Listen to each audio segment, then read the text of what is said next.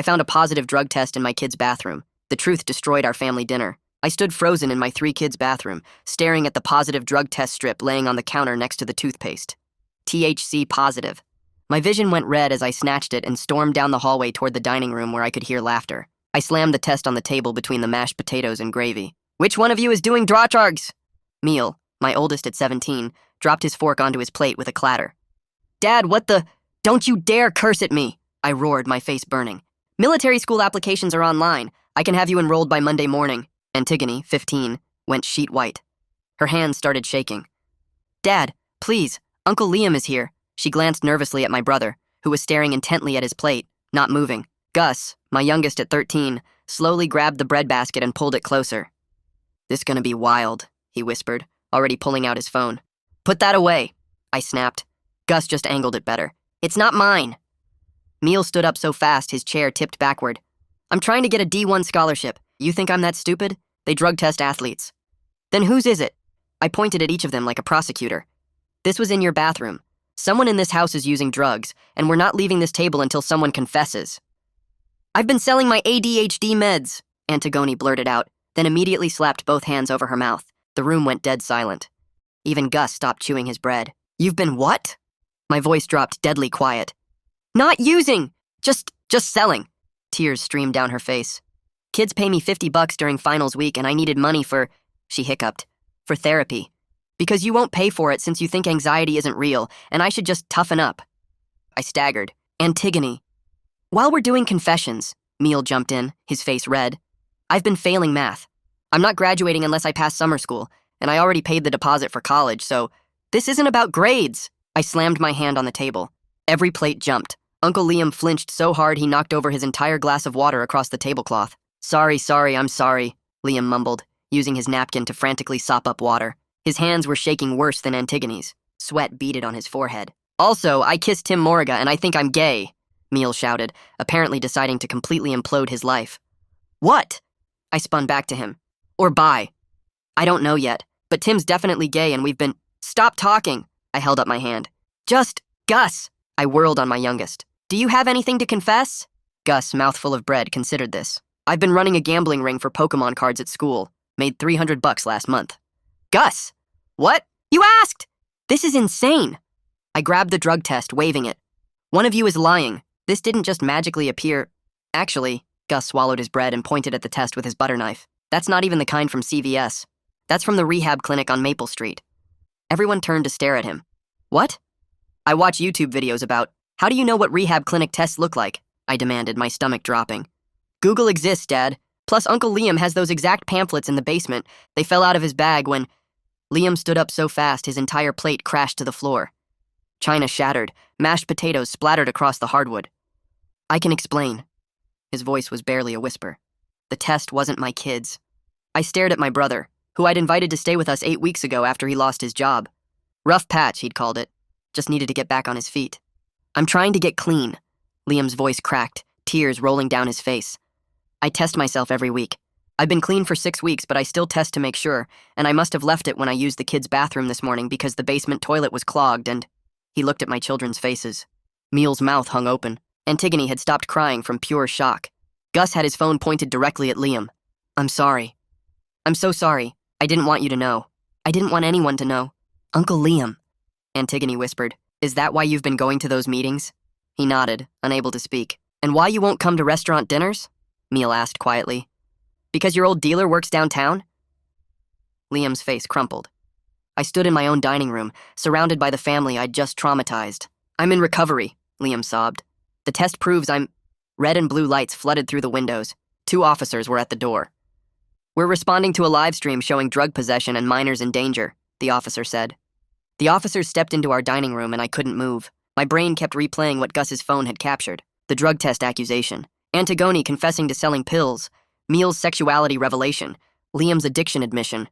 All of it streamed live to who knows how many people. The taller officer looked at me and gestured toward the kitchen. The shorter one stayed with my family, pulling out a notepad. I walked on legs that felt like someone else's, my hands shaking worse than they'd ever shaken before. The kitchen felt too small suddenly, the walls pressing in as the officer closed the door behind us. He asked me to explain the situation, and I tried, stumbling over words about my brother staying with us and recovery programs and bathroom mix-ups. The officer's face stayed blank, professional, but I could see the doubt in his eyes. Every word out of my mouth sounded more ridiculous than the last. He asked why my 13-year-old son was filming instead of getting help if there was really a drug situation. I opened my mouth, but nothing came out. What could I say? That I'd created such a toxic environment my own kid thought live streaming family destruction was more valuable than stopping it? The officer wrote something in his notebook and I wanted to grab it, see what judgment he was recording about my parenting. He asked if there were drugs in the house currently. I said no, just the test strip, which proved someone was clean not using. He asked if I was sure. I said yes, but my voice cracked on the word, and I sounded guilty of something I hadn't even done. The officer walked back to the dining room and I followed, my stomach churning. He went straight to Liam and asked him directly about the test. My brother's hands shook so badly he could barely pull his wallet from his back pocket. He fumbled with it, cards spilling onto the table among the mashed potato stains, finally finding his NA meeting attendance card. The officer examined it under the dining room light, checking dates and signatures. Liam explained his recovery program in a voice I'd never heard from him before, small and ashamed and desperate to be believed. He talked about weekly testing himself to stay accountable, about the basement toilet being clogged this morning, about using the kids' bathroom and forgetting the test strip by the sink. The officer's expression softened slightly as he handed the card back, but then he turned to Antigone. He asked her about the ADHD medication confession he'd heard on the live stream. Antigone's face crumpled and fresh tears started rolling down her cheeks. She tried to explain through sobs about needing therapy money, about kids paying her during finals week, about only selling it a few times. The officer held up his hand to stop her and explained that selling prescription medication was illegal, regardless of her age or intentions. He said it didn't matter that she was 15, or that she thought she had a good reason. The law was the law, and he was required to file a report. Antigone sobbed harder, her whole body shaking.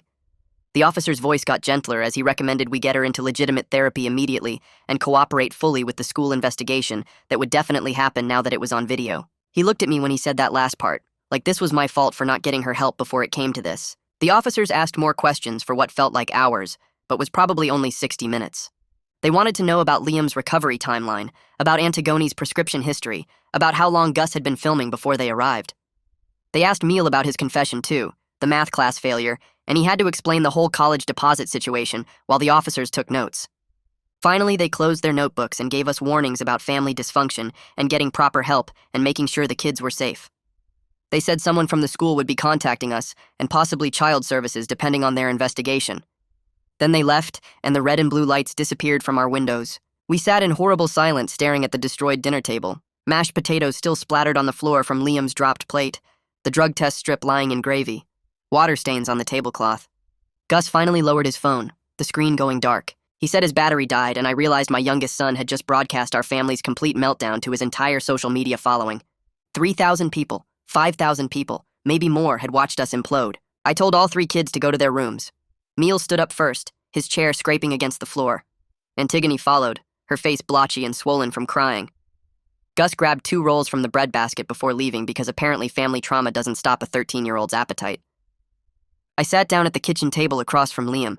Neither of us could speak at first. The silence stretched between us, heavy and uncomfortable. Finally, Liam started apologizing, over and over, saying he was so sorry for leaving the test in their bathroom, for bringing his problems into my house, for everything.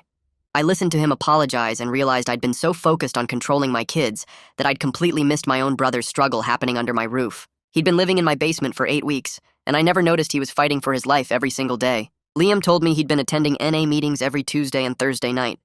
I'd thought those were job interviews or networking events, had even asked him how they went, and were accepted his vague answers without question.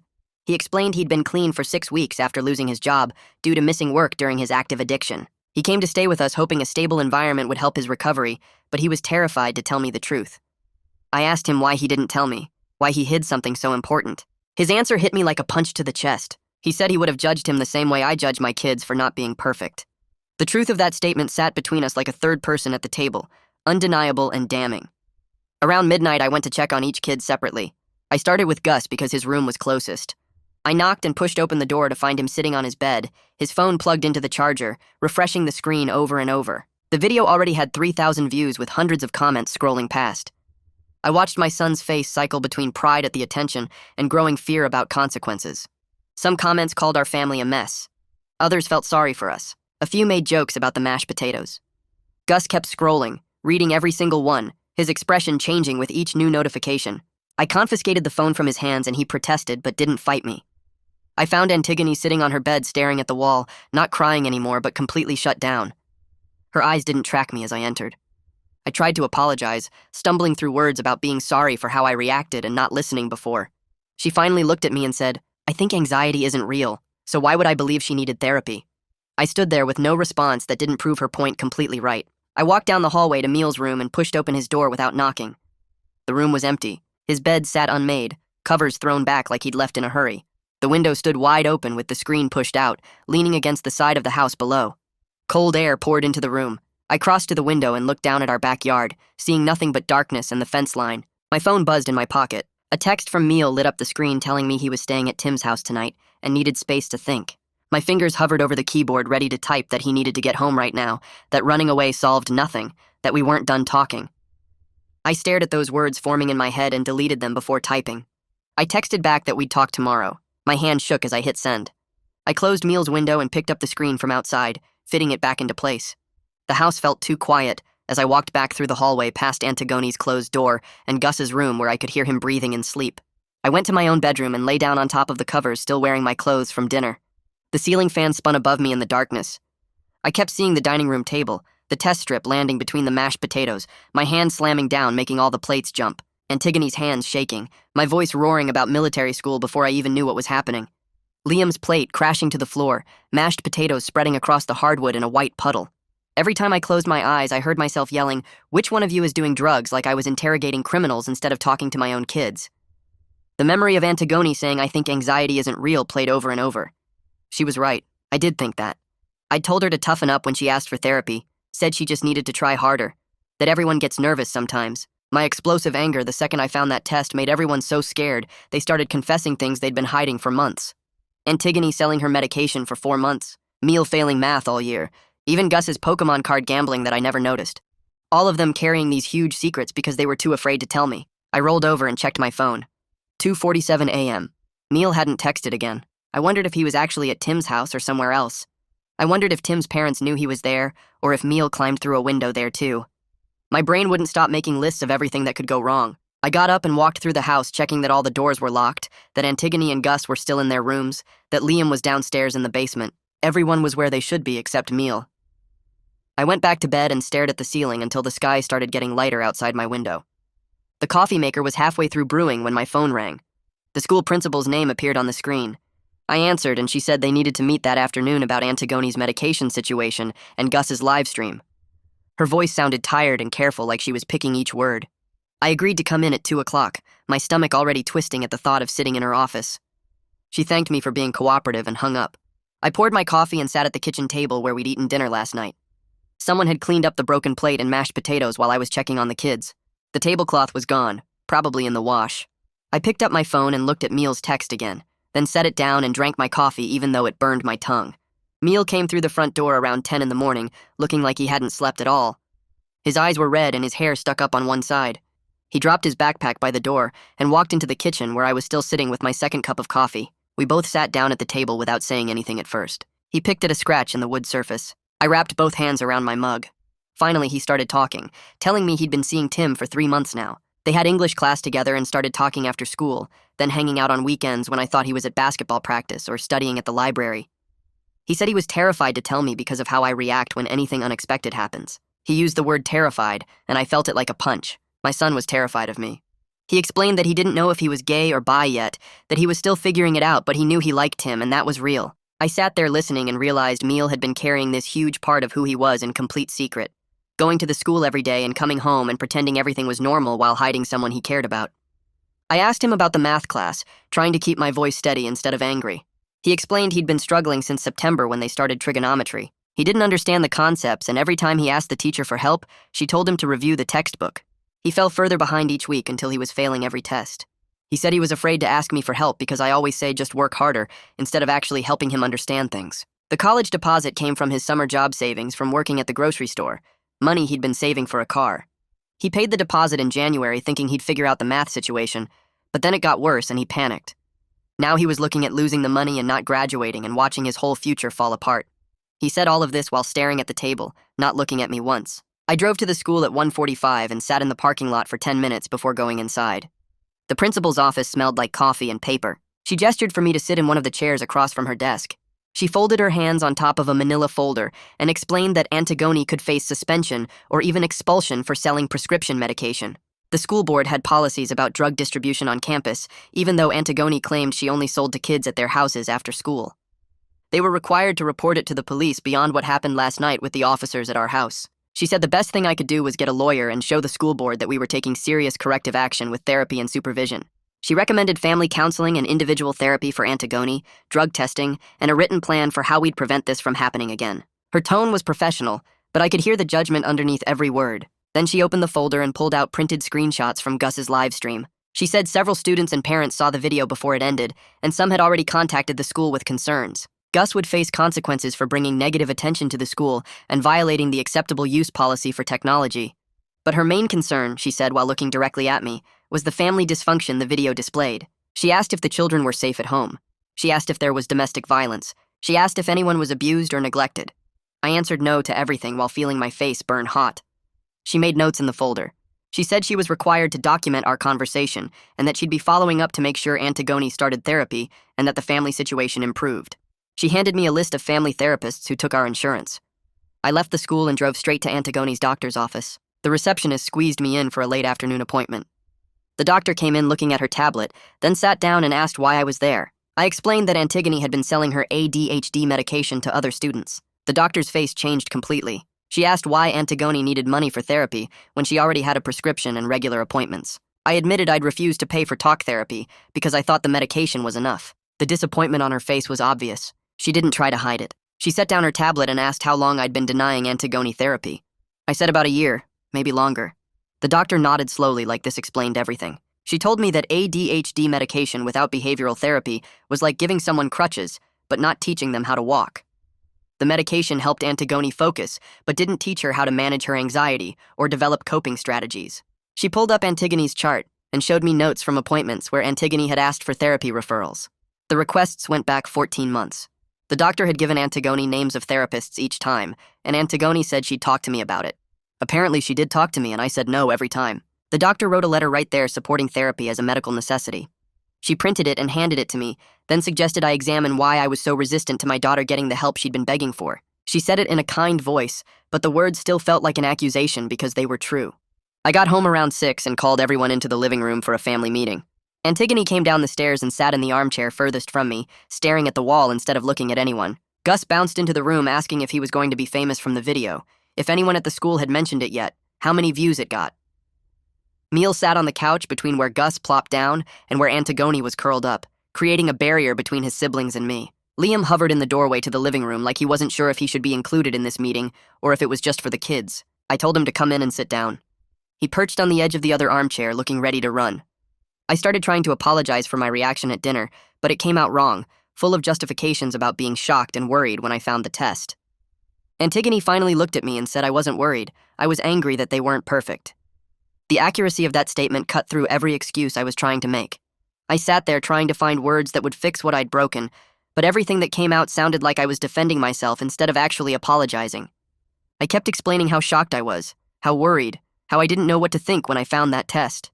Antigone stared at the wall while I talked, her arms wrapped around herself. She finally turned her head and looked straight at me. She said I wasn't worried. I was angry that they weren't perfect. The words landed like a punch. I opened my mouth to argue, but nothing came out because she was completely right.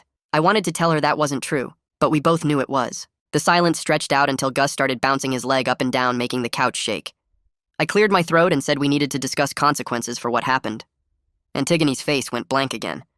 Neil sat up straighter and I could see his jaw tighten. I started listing what needed to happen about the medication selling and the live stream, but Neil cut me off. He said I was already planning punishments instead of asking why they felt like they had no other choice. The observation hit me the same way Antigone's comment had. I was doing exactly what I always did, jumping straight to discipline without trying to understand. Liam shifted in his chair and said maybe everyone needed some space to calm down. Antigone stood up without looking at anyone and walked upstairs. Her bedroom door closed with a solid thunk that wasn't quite a slam but close. Neil followed a minute later. Gus asked if he could go play video games and I just nodded. He practically ran out of the room. I sat alone in the living room with Liam, both of us staring at the empty chairs where my kids had been. He said I should probably give them time. I said I didn't know what I was supposed to do differently. He didn't have an answer for that. The next morning, I sat at my computer after the kids left for school and typed "family therapist near me" into the search bar. My finger hovered over the enter key for a full minute before I pressed it. I'd always thought therapy was for weak people who couldn't handle their own problems, people who needed someone else to tell them how to live. The search results loaded, and I scrolled through pages of therapist profiles, reading their specialties and approaches. One name kept appearing in the reviews, Feng Zhao, with parents saying he helped them understand their kids better and fix broken relationships. I clicked through to his website and read about authoritarian parenting styles versus authoritative ones. The description of authoritarian parents made me uncomfortable because it sounded like someone describing me. Strict rules, high expectations, punishment-focused, little warmth or flexibility. I kept reading even though I wanted to close the browser. The effects on children section listed anxiety, low self-esteem, difficulty making decisions, fear of failure, poor communication. I thought about Antigone's shaking hands and Meal's confession that he was afraid to ask for help with math. The website had links to articles about how kids raised with authoritarian parenting often hide problems until they explode. I spent 3 hours reading articles and studies, taking notes, highlighting passages that felt like reading my own biography. Every description of how authoritarian parents interact with their kids matched what I did: the belief that respect means fear, the idea that showing emotion is weakness, the assumption that strict control prevents problems instead of creating them. I finally closed my laptop around noon, feeling like I'd just read an instruction manual for everything I'd done wrong. 2 days later, the school called. The principal wanted to see me and Gus that afternoon about the live stream incident. I picked Gus up from his last class, and we walked to the main office in silence. The principal's secretary pointed us to the waiting chairs. Gus swung his legs and played with his phone until the door opened. The principal gestured us inside, and we sat across from her desk. She pulled up the video on her computer and asked Gus why he filmed his family's private crisis instead of putting his phone down. Gus shrugged and said he didn't really think about it. She asked if he understood that what he broadcast showed his family in a very difficult moment and exposed private information about his uncle and sister. He nodded but didn't look up. She explained he would have lunch detention for a week and mandatory meetings with the school counselor. The counselor's name was Marie Zhao, and she wanted to understand why he felt filming was more important than being present with his family. Gus finally looked up and asked if he was in big trouble. The principal said he wasn't in trouble exactly, but his choice showed poor judgment and a lack of understanding about privacy and family boundaries. She asked me if I had questions. I said no. She sent Gus back to class and asked me to stay. Marie Zhao came in a few minutes later carrying a folder. She sat down in the chair next to me instead of behind the desk. She said she'd watched the live stream and wanted to talk about what she saw beyond just Gus's choice to film it. I waited for her to tell me what a terrible parent I was, but she didn't. Instead, she asked how much positive attention Gus gets versus negative attention in our family. I didn't understand the question at first. She explained that from what she saw, Gus's older siblings had big problems that took up a lot of space and attention. She wondered if Gus had learned that causing chaos was the only way to get noticed. I thought about how I mostly interacted with Gus when he was in trouble or doing something wrong. I couldn't remember the last time I'd sat down with him just to hang out or asked about his day when nothing was going wrong. Marie said attention-seeking behavior usually meant the child wasn't getting enough positive attention through normal channels. She asked if Gus had activities or interests I supported, or if our relationship was mostly me correcting his behavior. I admitted it was mostly corrections. She made notes in her folder and said she'd work with Gus on better ways to get attention, but suggested I think about how to give him positive recognition before he had to create drama to get noticed. The meeting ended, and I sat in my car in the school parking lot for 20 minutes, thinking about how I'd failed all 3 of my kids in completely different ways. 2 weeks after the dinner disaster, I sat in a conference room at the school district office for Antigone's board meeting. The room had a long table with 7 board members sitting behind it and chairs facing them for witnesses and parents. Antigone sat next to me looking small in her chair, wearing the nice sweater I'd asked her to put on. The principal presented the case first, laying out the timeline of the medication selling. A school security officer testified about finding text messages on another student's phone arranging purchases. 3 students came in one at a time and described buying medication from Antigone during finals week and midterms. One girl said she paid $50 for 2 pills. A boy said he bought from her 4 different times over 3 months. Each testimony made the situation feel bigger and more serious. The board members asked questions about how long this had been going on and how Antigone got the pills to the school. She answered in a quiet voice that she brought them in her backpack and made sales in the bathroom or outside during lunch. One board member asked why she needed the money. Antigone looked at me and then said she wanted therapy but couldn't afford it. The board member asked why her parents wouldn't pay for therapy. I felt every eye in the room turn to me. The total amount came out during questioning. Nearly $2,000 over 4 months. I had no idea therapy was that important to her or that she'd been planning this for so long. The board took a 15-minute break to deliberate. We sat in the hallway and Antigone cried silently. I put my hand on her shoulder and she didn't pull away, but she didn't lean into it either. The board called us back in and read their decision. 2-week suspension starting immediately. Mandatory drug testing for the rest of the school year. 80 hours of community service to be completed by June. The board chair said that selling prescription medication was serious and illegal, regardless of the reason behind it. She said they understood Antigone was struggling, but that didn't excuse putting other students at risk. Another board member said parents had a responsibility to supervise their children and provide for their mental health needs. He didn't look at me when he said it, but the message was clear. They were judging my parenting even though they couldn't say it directly. The meeting ended and we walked to the car. Antigone got in the passenger seat and stared out the window. I asked if she was okay and she said no, but what did it matter? We drove home in silence. That night I finally called Feng Zhao's office and made an appointment. The receptionist had an opening in 3 days. I wrote it in my calendar and immediately wanted to cancel. Sitting in his waiting room 3 days later felt worse than I expected. The chairs were comfortable and there were magazines on the coffee table, but I felt like everyone could see that I'd failed at being a father. A couple sat across from me looking just as uncomfortable. Their teenage daughter scrolled through her phone between them. The receptionist called my name and I followed her down a hallway to Feng's office. He stood up from behind his desk and shook my hand. He had gray hair and glasses and looked like someone's grandfather. He gestured to a couch and sat in a chair across from me with a notepad. He asked what brought me in today. I explained the dinner incident and everything that came out. He listened without interrupting and took notes. When I finished, he asked me to describe my childhood and my relationship with my own father. I talked about growing up in a house where my dad ruled through fear and criticism. Nothing I did was ever good enough. He never showed affection or said he was proud of me. His way of parenting was to point out everything wrong and expect me to fix it. I heard myself making excuses for him as I talked. Different generation, he meant well. He made me tough enough to handle life. Feng wrote something down and then asked if I wanted my kids to make those same excuses about me someday. The question stopped me cold. I pictured Neil or Antigone sitting in a therapist's office in 20 years saying their dad meant well, but he was hard on them. The image made my chest tight. Feng said we'd talk more about that next time and scheduled another appointment for the following week. The second session started with Feng asking what I'd thought about since our last meeting. I admitted I'd been thinking about fear a lot. He asked me to explain. I said I was afraid my kids would fail or struggle or get hurt the way I did growing up. Feng nodded and said that was natural, but asked how I was trying to prevent their pain. I described my rules and expectations and discipline. He asked if it was working. I had to say no, given everything that happened. Feng explained the difference between authoritative and authoritarian parenting. Authoritative parents have rules but also warmth and flexibility. They explain their reasoning and listen to their kids. Authoritarian parents rule through control and punishment with little emotional connection. He asked which one I thought I was. I said authoritarian even though admitting it felt like confessing to a crime. Feng said my attempts to prevent my kids' pain through control had actually created different pain. The fear of my reaction made them hide their problems until everything exploded. He said my parenting came from a place of fear that my kids would suffer like I did, but fear-based parenting taught kids to be afraid instead of capable. The session ended and I sat in my car trying to process what he'd said. Everything I thought I was doing to protect my kids had actually hurt them. 2 days after that session with Feng, my phone buzzed with a text from an unknown number asking if I could meet to discuss supporting Liam better. The sender identified himself as Bert, Liam's sponsor from NA. I stared at the message for 10 minutes before responding yes. We agreed to meet at a coffee shop downtown the next morning. I arrived early and sat in a corner booth picking at a muffin I didn't want. Bert walked in right on time, a guy in his 50s with gray hair and kind eyes who spotted me immediately. He shook my hand and ordered black coffee before sitting down across from me. He thanked me for meeting him and said he knew this situation was hard on everyone. I nodded and waited for him to continue. Bert explained that family understanding was crucial for recovery success. He said addicts needed support systems that respected their privacy and autonomy in their healing journey. I asked what that meant exactly. He said it meant not trying to control Liam's recovery or make decisions for him. It meant being available when he asked for help, but not hovering or checking up on him constantly. It meant treating his addiction as a medical condition requiring ongoing management, not a problem to be solved and forgotten.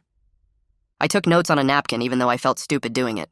Bert watched me write, and then said something that made my pen stop moving. He told me Liam almost relapsed the night of the dinner. I looked up sharply, and Bert's expression was serious. He said the stress and exposure of having his recovery revealed in front of everyone triggered Liam's shame response, which is a primary relapse trigger. Liam had called Bert at midnight from his car parked outside a convenience store where his old dealer worked. Bert talked him down for an hour until Liam felt safe enough to drive home. I felt sick hearing this. I asked if Liam was okay now, and Bert said yes, but it was close. He explained that shame makes addicts feel worthless and undeserving of recovery. When that shame gets triggered publicly, the urge to use again becomes overwhelming because the substance temporarily numbs that feeling. I said I didn't know, and Bert nodded. He said that's why he wanted to meet, to help me understand that addiction is a disease, not a moral failing. My brother needed support without judgment or me trying to fix him. He needed to know his family saw him as a person in recovery, not a problem to be managed. I sat with that information feeling worse than I had in Feng's office. Everything I touched seemed to break. Bert finished his coffee and gave me his number in case I had questions. He said Liam was doing well now and attending meetings regularly, but recovery was a lifelong process with ups and downs. I thanked him and sat alone in that coffee shop for another hour, thinking about my brother alone in his car, fighting the urge to throw away 6 weeks of sobriety because I couldn't control my anger at dinner. 3 weeks after the incident, Meal's math teacher called my cell during my lunch break.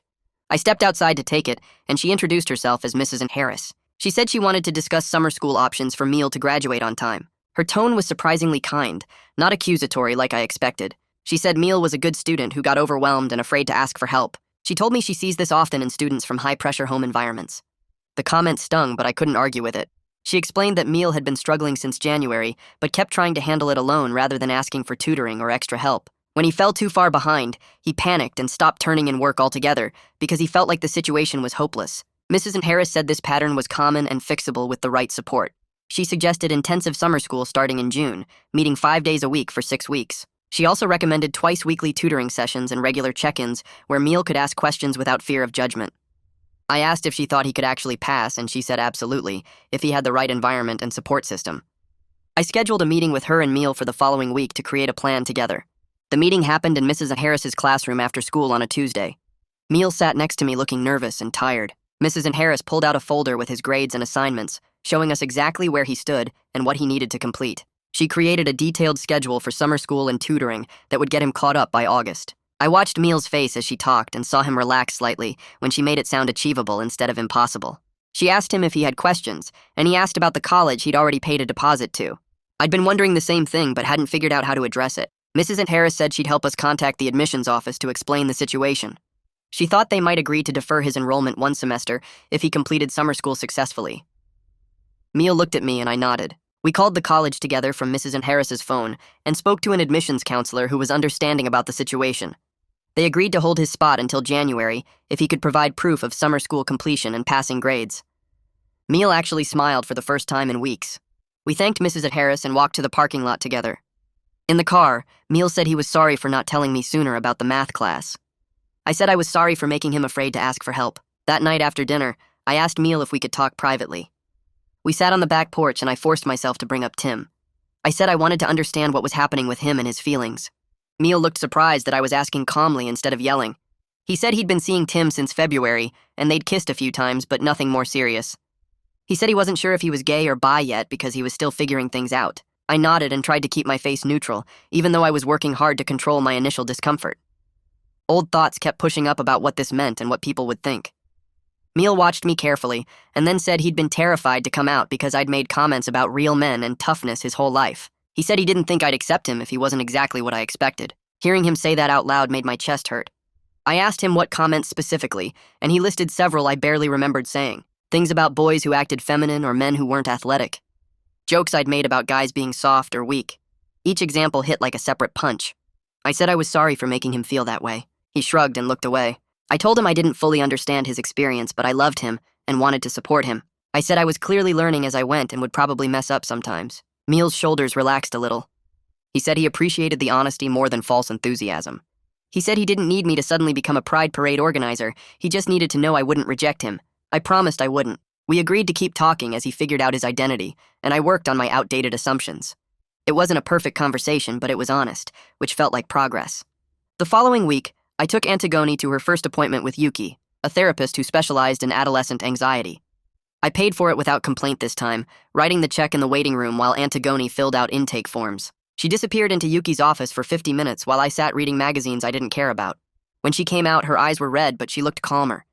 She didn't tell me what they discussed, and I didn't ask. We went to 3 sessions like that before Yuki asked to meet with me separately.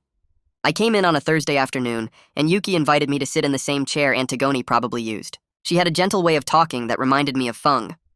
She said she wanted to discuss Antigone's anxiety triggers with me. I nodded and prepared myself for more bad news about my parenting. Yuki explained that Antigone's anxiety was severe and had been worsening over the past 2 years. She said my explosive reactions and constant criticism had been major sources of stress for my daughter. Antigone lived in fear of disappointing me or making mistakes because she knew I'd react with anger. That fear created a cycle where her anxiety made her more likely to mess up, which triggered my anger, which increased her anxiety. Yuki drew a diagram showing how this cycle worked. I stared at it, feeling sick. Yuki continued explaining that Antigone had been having panic attacks at the school for over a year. I sat up straighter and said I never knew that. Yuki said that's because Antigone hid them in bathroom stalls during passing periods. She'd learned to time them so she could get to a bathroom, have the attack alone, clean herself up, and get to class before anyone noticed. The medication helped her focus on schoolwork, but did nothing for the underlying anxiety. That's why she was so desperate for therapy to learn actual coping strategies. She needed tools to manage the panic attacks and address the root causes of her anxiety, which included our family environment. I asked what coping strategies Yuki was teaching her. She listed several, including breathing techniques, grounding exercises, cognitive reframing, and identifying thought patterns. She said Antigone was a quick learner and was already using some of these tools successfully. I asked what I should do differently at home. Yuki said to notice when Antigone seemed stressed and respond with curiosity instead of criticism. Ask what she needs instead of telling her what to do. Give her space to make mistakes without explosive consequences. I wrote all of this down like I had with Bert. That weekend, I asked Antigone if we could talk. She looked wary but agreed. We sat in the living room and I apologized for dismissing her anxiety as not real. I said I was sorry for making her feel she had to sell medication to get help. I told her I understood now that anxiety was a real medical condition that required treatment. Antigone listened without looking at me. When I finished, she didn't say anything for a long time. Finally, she said she didn't forgive me yet. The words hurt, but I nodded and said I understood. She said she appreciated the apology, but I'd been dismissing her feelings for years and one conversation didn't fix that. I asked what I could do to rebuild trust. She said keep going to therapy yourself and keep paying for hers without complaining. She said stop reacting to everything with anger and actually listen when she tries to talk to me. I agreed to all of it. Antigone said she'd keep working on our relationship in family therapy sessions, but forgiveness would take time. Later that week, I told Fung about the conversation, and he said Antigone's response was healthy and appropriate. He said immediate forgiveness after years of damage would actually be concerning. Real healing required acknowledging the harm and working through it slowly. The viral video fallout reached my workplace on a Monday morning 3 weeks after the dinner. I was at my desk when a coworker stopped by and asked if I had a minute to talk privately.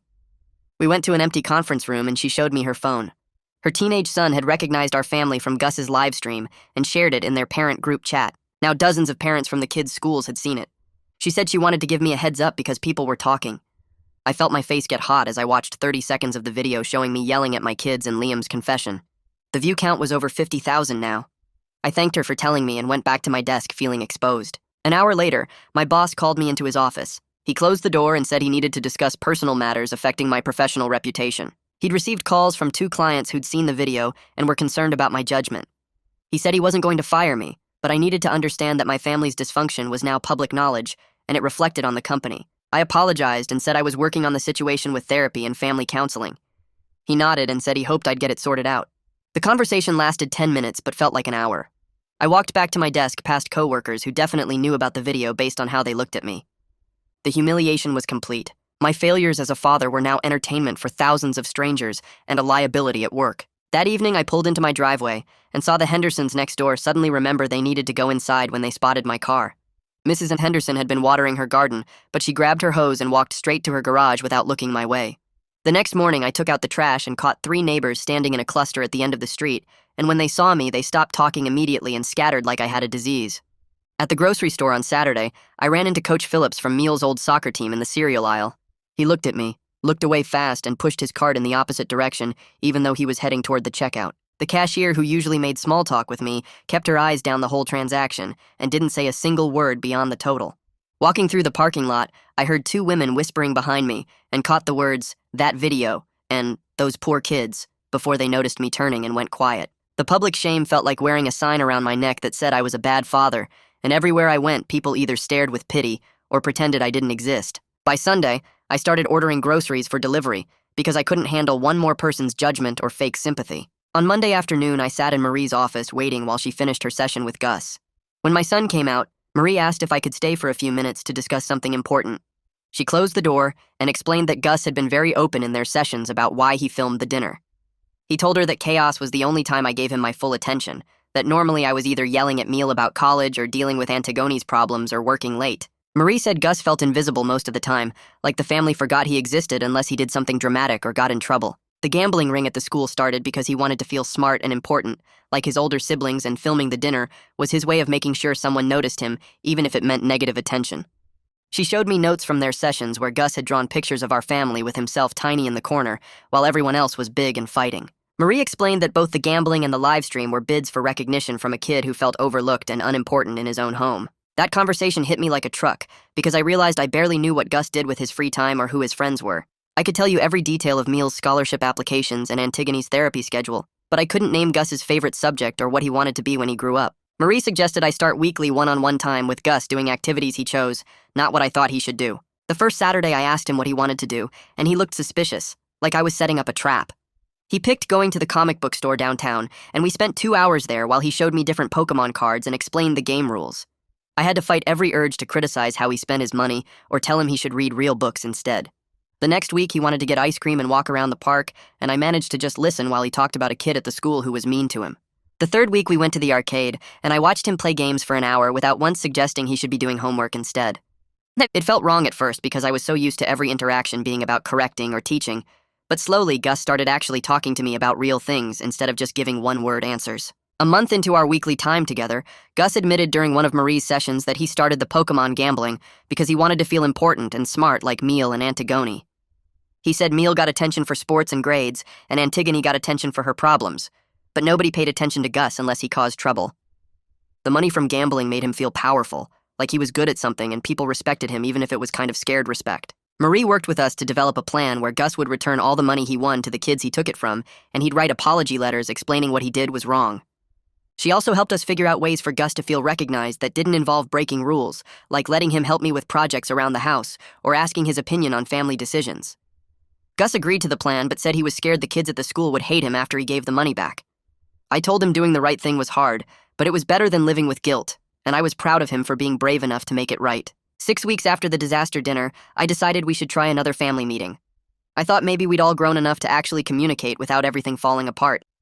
We sat in the living room on a Sunday afternoon, and I started by saying I wanted us to check in about how everyone was doing with therapy and school stuff. Meal said summer school was going okay, and his teacher was actually pretty helpful. Antigone said her sessions with Yuki were helping her manage her anxiety better, and she'd only had one panic attack in the past 2 weeks. Gus talked about returning the gambling money and how some kids were actually cool about it. For about 10 minutes, it felt like we were a normal family having a normal conversation.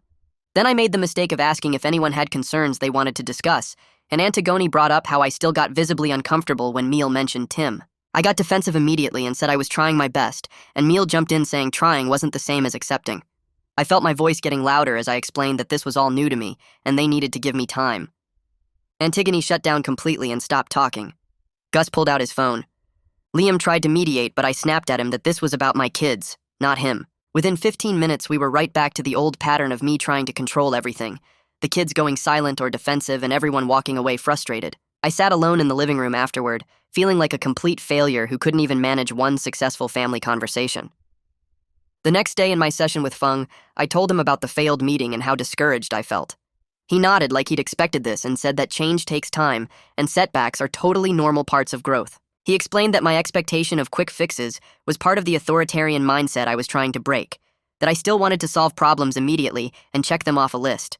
Real family healing required patience and consistent effort over months or years, not weeks.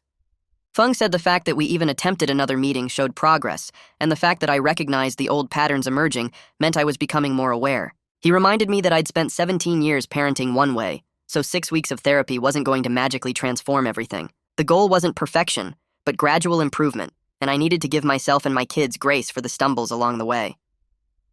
2 weeks later, Liam invited us to his NA meeting for family support night because he was celebrating 90 days of sobriety. We drove to a church basement across town, and I felt nervous walking in because I'd never been to anything like this before. The room was full of people sitting in folding chairs arranged in a circle, and they welcomed us warmly without any judgment about the video or our family mess. Liam stood up when it was his turn and talked about his journey through addiction, how he'd hit rock bottom and lost everything before deciding to get clean. He thanked his sponsor Bert for the support, and thanked us for letting him stay with our family even after the dinner incident exposed his recovery. Other people shared their stories, talking about relapses and struggles and small victories, and I started understanding that addiction wasn't about being weak or making bad choices. These were regular people with jobs and families who got sick with a disease that hijacked their brains and required ongoing treatment. One woman talked about being clean for 5 years and still going to meetings 3 times a week because recovery was a daily commitment. A man shared about losing custody of his kids during his active addiction and slowly rebuilding that relationship now that he was sober. Every story made addiction feel less like a personal failing and more like a complex medical condition that required compassion and support. After the meeting, Bert pulled me aside and we talked more about supporting Liam properly. He explained that I'd been trying to save my brother by letting him stay without really addressing his recovery needs, which was a form of enabling even though my intentions were good. Other family members at the meeting had shared about codependency and how trying to fix or rescue addicts actually prevented them from taking ownership of their recovery. Bert said the best support meant respecting boundaries and letting Liam own his journey, being there when he asked for help, but not trying to control his process or protect him from consequences. He told me that Liam almost relapsed after the dinner video because the exposure triggered massive shame, and shame was one of the biggest relapse triggers for people in recovery. I realized I needed to stop treating Liam like a project to fix and start treating him like an adult managing a serious health condition who needed respect and space along with support. 2 months after the dinner incident, I was sitting in Feng's office for my individual therapy session, working through my childhood stuff. We'd been slowly unpacking my relationship with my own father, and it was harder than any of the family sessions because I had to face things I'd buried for 30 years. Feng asked me to describe what it felt like being a kid in my house, and I started talking about walking on eggshells constantly, never knowing what would set my dad off. I remembered being terrified to bring home any grade less than an A, hiding report cards in my backpack until the last possible second. I talked about how my father never said he was proud of me or gave me a hug, how every interaction was either criticism or silence. Feng asked what I needed from my father that I didn't get, and I felt this huge weight in my chest as I tried to answer. I needed him to see me as a person instead of a project. I needed him to accept mistakes without rage. I needed to feel safe and loved instead of constantly afraid. Feng said I was grieving the father I needed but never had, and that grief was necessary to break the cycle, so I didn't pass the same trauma to my own kids. The following week, I had a breakthrough session where everything I'd been holding back just broke open. Feng asked me to talk more about specific memories with my father, and I started describing this time when I was 8 and accidentally broke a window playing baseball in the yard. My dad had screamed at me for an hour, called me stupid and careless, then made me pay for the replacement window with my birthday money. I remembered standing in the kitchen crying while he yelled, feeling like I was the worst kid in the world for one accident. As I told Feng this story, something shifted, and I started actually crying in his office. Not just tearing up, but really sobbing about how scared I was all the time as a kid. I cried about never feeling good enough, about learning that love was conditional on perfect behavior, about becoming an adult who didn't know how to be soft or kind because I'd never experienced that myself. Feng let me cry without trying to fix it or make it stop, and when I finally calmed down, he said my father's approach had damaged me deeply. He validated that the fear-based childhood I experienced was emotional abuse, and I wasn't weak or wrong for wanting something different for my own children. He said recognizing that damage was the first step toward healing it, and the fact that I could cry about it now meant I was finally letting myself feel the pain I'd been running from my whole life.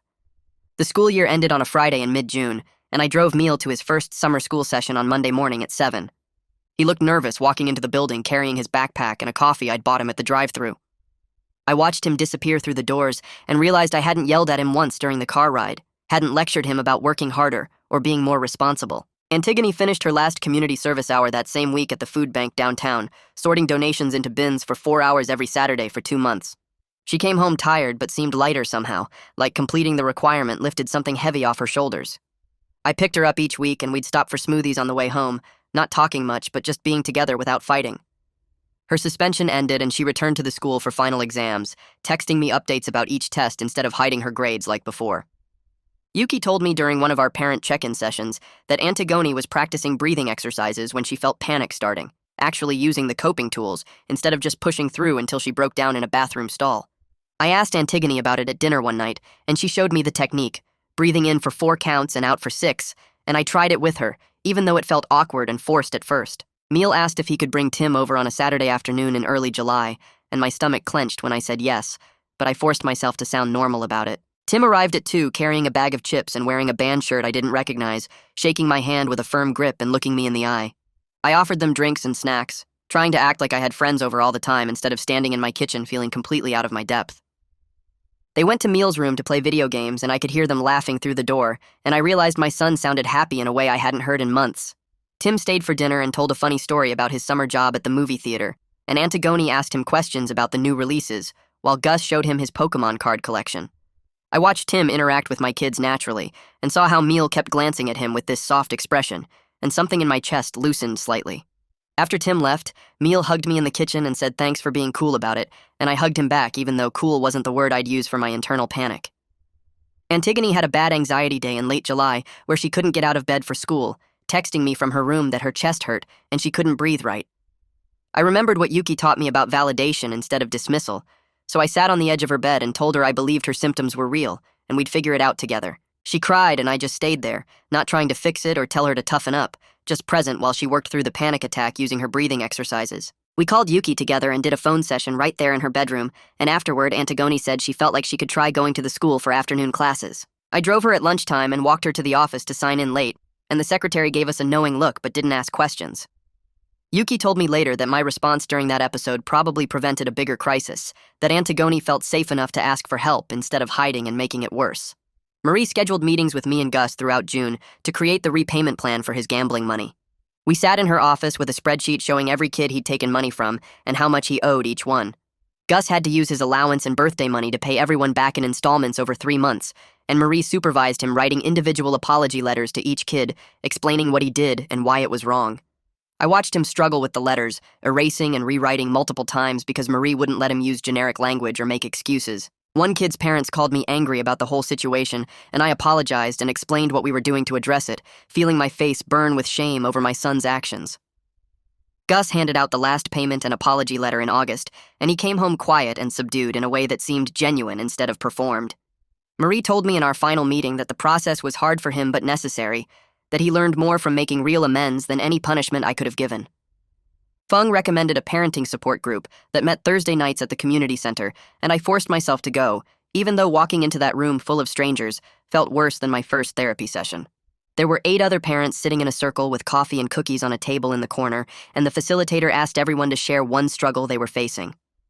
I listened to a mom talk about her teenager's eating disorder, and a dad describe his son's suspension for fighting, and I realized these people weren't judging me for being a bad parent because they were all dealing with their own versions of family crisis. When my turn came, I talked about the dinner incident and the therapy we'd started, and multiple people nodded like they understood exactly what I meant. A woman named Sandra talked to me after the meeting about her own journey with authoritarian parenting patterns, and she gave me her number in case I wanted to talk between sessions. I went back the next week and the week after that, and slowly the shame about needing help started to fade into something more like relief, that I wasn't alone. Liam came home in mid-July with news about a job offer from a logistics company downtown, and he showed me the offer letter with shaking hands like he was afraid I'd find something wrong with it.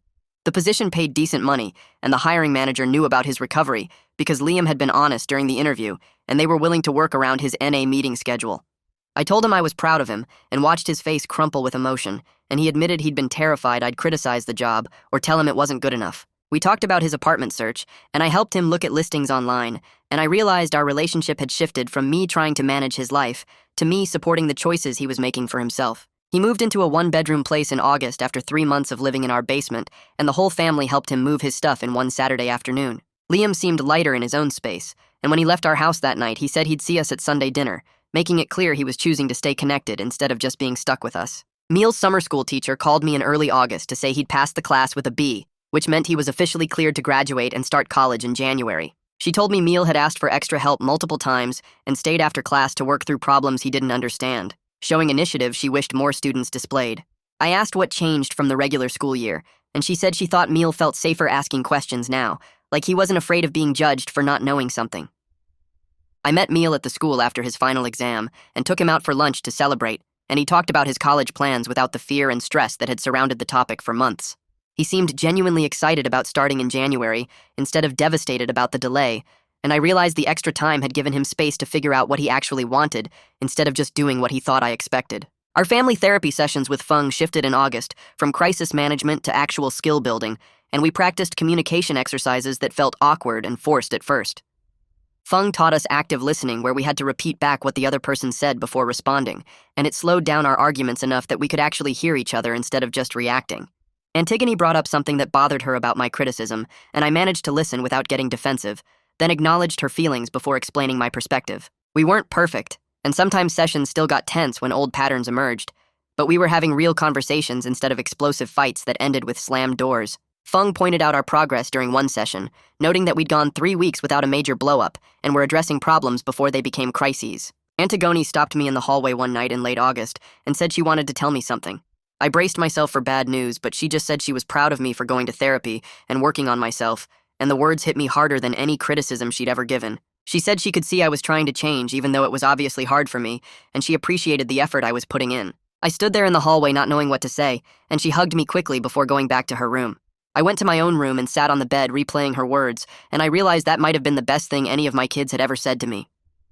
Marie called me in for a final session about Gus in September, and she showed me her notes tracking his behavior over the past 3 months. His attention-seeking actions had dropped significantly as he got more positive recognition at home for things like helping with dinner or doing homework without being asked. She said he'd developed better skills for managing his emotions instead of acting out when he felt was ignored or overlooked, and his teacher reported improvement in classroom behavior as well. Gus seemed more settled somehow, less desperate to cause chaos just to feel important. I'd been making time for one-on-one activities with him each week, and he'd started coming to me with problems instead of creating problems to get my attention. 3 months after everything exploded at that dinner, I ordered pizza for our first real family meal since the incident.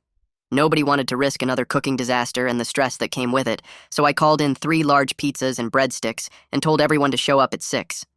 Meal arrived first and helped me set the table with paper plates instead of the good china, and I noticed he didn't seem nervous like he used to whenever we planned family gatherings. Antigone came down from her room without me having to call her 3 times, and Gus actually put his phone away without being told.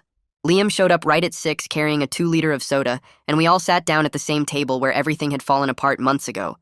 The conversation started awkward with everyone careful about what they said, but then Gus made a joke about the pizza place forgetting napkins again, and Neil laughed, and suddenly we were just talking like normal people instead of walking on eggshells. Antigone told a story about something funny that happened in her therapy group, and I listened without jumping in to fix or criticize, just let her share her experience. Liam asked Neil about his college plans, and they talked about dorm life and class schedules, and I realized my brother and my son had developed their own relationship, separate from my control. The tension was still there under everything. I could feel it in how carefully we chose our words and avoided certain topics, but there was also something warm and real that had been missing before all the secrets came out. After we finished eating, I suggested we talk about some new family rules, but this time I wanted everyone to help decide instead of me just announcing what would happen. Neil looked surprised, and Antigone actually made eye contact with me for the first time in weeks. We agreed to have weekly family meetings where everyone could speak without getting interrupted or shut down, and I promised to listen even when I disagreed or felt scared about what they were telling me. Gus suggested we each get individual time with me doing something we actually wanted to do, not just stuff I thought was important, and I agreed, even though it meant giving up control of our activities. Antigone asked for an open-door policy where they could come to me with problems without fear of immediate punishment, and I said yes while fighting every instinct to add conditions and rules to that promise. We all committed to therapy for whoever needed it, no questions asked and no judgment about seeking help, and I included myself in that promise because Fung had taught me I needed support too. Liam cleared his throat and said he had something to share, and my stomach dropped, thinking another crisis was coming. He told us he'd been looking at apartments now that he was stable in his new job, and his recovery was solid, and he wanted to move out by the end of the month. My first reaction was feeling rejected, like I'd failed to make him comfortable enough to stay. But then I recognized that old pattern of making everything about me and my feelings. Instead, I told him I was proud that he felt ready for that step, that it showed how far he'd come in his recovery journey. We agreed he'd still come to family dinners every week, and that our home was always open if he needed support or just wanted company. Neil said he wanted to officially come out to our extended family at the next holiday gathering, and he asked if I would support him when some relatives reacted badly. I told him yes without hesitation, that anyone who couldn't accept my son wasn't welcome in our lives anymore, and his eyes got wet, but he smiled. Standing up for him felt more important than anything else I'd done as his father, more than any sports game or grade or achievement. Antigone finished her community service hours the week before by volunteering at a mental health awareness organization downtown, and she said the experience made her want to become a therapist someday to help other kids who felt unheard by their parents. I told her she'd be amazing at it because she understood that struggle personally, and she actually reached across the table and squeezed my hand for a second before pulling back. Gus interrupted to tell us about his new Pokemon card trading club at the school, talking fast with excitement about how his teacher agreed to supervise, and they were setting up official trading rules. I listened with genuine interest instead of immediately looking for problems or ways he might mess it up, asking questions about how the club worked and what made it fun. He lit up talking about it, and I realized this was what Marie meant about positive attention changing his behavior patterns. Our family wasn't perfect and probably never would be. We still had bad days where old patterns emerged, and we fell back into criticism and defensiveness. But we were honest now in ways we never were before, telling each other hard truths instead of hiding behind secrets and fear. The kids trusted me enough to share their struggles, and I'd learned to respond with support instead of anger, even when I felt scared for them or disappointed by their choices. Therapy taught me that being scared was okay, that wanting to protect them was natural, but controlling them through fear and punishment only pushed them away. I looked around the dinner table and saw my 3 kids laughing with their uncle, all of us still healing but genuinely connected in a way we hadn't been before. Neil was comfortable enough to hold hands with Tim when they came over now, and Antigone talked openly about her anxiety without shame. Gus brought his Pokemon cards to show me without worrying I'd confiscate them or lecture him about wasting time.